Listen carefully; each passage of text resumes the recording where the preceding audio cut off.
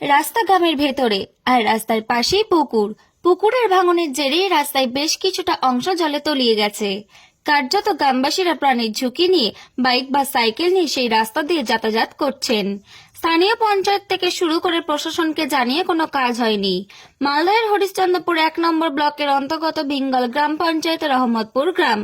এবারে গ্রামের ওই রাস্তার ভাঙা অংশ মেরামত এবং পুকুরে গার্ডওয়ালের দাবি তুললেন স্থানীয় বাসিন্দারা। স্থানীয় বাসিন্দাদের অভিযোগ, 31 নম্বর জাতীয় সড়ক থেকে আমজাদ আলীর বাড়ি থেকে আরিফুল আলীর বাড়ি পর্যন্ত গ্রামে ঢোকার এই রাস্তা 14 বছর আগে এই রাস্তা নির্মাণ করা হয়। সম্প্রতি বাপ্পি আলীর বাড়ির পাশে এই রাস্তায় একটি অংশ পাশের পুকুরে তলিয়ে গিয়েছে। এই রাস্তা দিয়ে যাতায়াত করতে হচ্ছে স্কুল ছাত্রছাত্রী থেকে শুরু করে গ্রামবাসীদের। বৃষ্টি হলে রাস্তায় জমে থাকে জল, সহজেই ঢুকতে পারে না অ্যাম্বুলেন্স, নেই কোনো নিকাশি নালার ব্যবস্থাও, যার দরুন চরম সমস্যার সম্মুখীন হতে হচ্ছে গ্রামবাসীদের।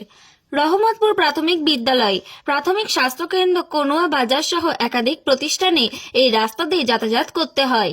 এছাড়াও আফসার আলীর বাড়ি থেকে মুসুরির বাড়ি পর্যন্ত আরেকটি রাস্তায় বেল অবস্থায় পড়ে রয়েছে।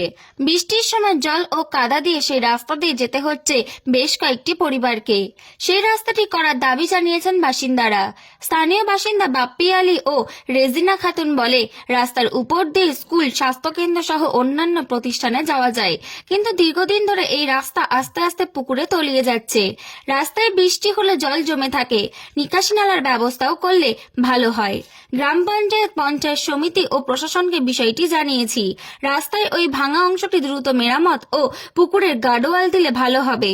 এই বিষয়ে হরিশ্চন্দ্রপুর 1 নম্বর ব্লকের বিডিও সৌমেন মণ্ডল বলেন, বিষয়টি জানা ছিল না, আমি খোঁজ নিয়ে দেখছি। গ্রাম পঞ্চায়েত ও পঞ্চায়েত সমিতির সঙ্গে কথা বলছি, কিভাবে কাজটি করা যায় তা আমরা দেখছি। HR News 24।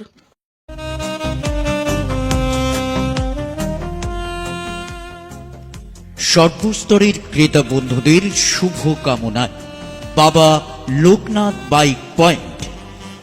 আমাদের এখানে যে কোনো কোম্পানির বাইক ক্রয় এবং বিক্রয় করা হয়। অবশ্যই মনে রাখবেন, ফাইন্যান্সের সুব্যবস্থা আছে। প্রোপাইটার দিবাকর দেবনাথ ওরফে বাপি। Mobile number 9002195367। আমাদের ঠিকানা 12 নম্বর জাতীয় সড়ক, শান্তিপুর বাইপাস, পাওয়ার হাউসের নিকট, শান্তিপুর, নদিয়া।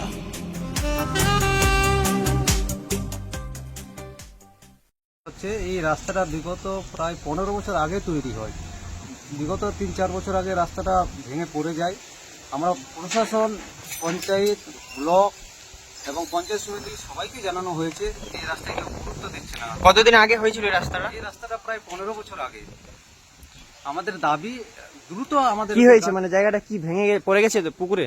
জায়গাটা পুকুরে তলিয়ে যাচ্ছে, আপনারা তো দেখতেই পাচ্ছেন, দিনের দিন ভেঙে চলে যাচ্ছে, কিছুদিন পরে বাড়িটা ভেঙে পড়ে যাবে। আর এই রাস্তায় জল জমে থাকে, প্রচন্ড জল জমে থাকে, এতটাই জল জমে থাকে যে বাড়ি থেকে বের হয়ে যাওয়া যায় না। তার প্রায় রহমতপুরের অর্ধেক মানুষ একমাত্র এই রাস্তা হচ্ছে নিকাশি।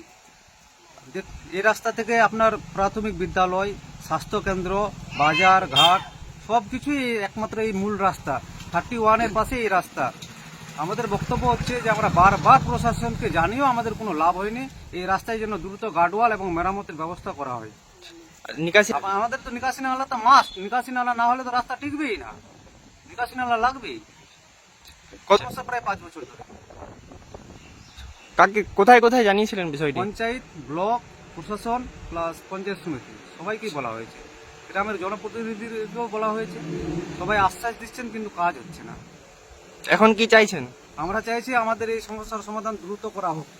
মেরামত না, আমাদের গার্ডওয়াল এবং নিকাশি নালা না করলে রাস্তা থামবে না। আর এটা অবশ্যই মেরামত হবে। কি নাম আপনার? মোহাম্মদ হোসেন, বাড়ি?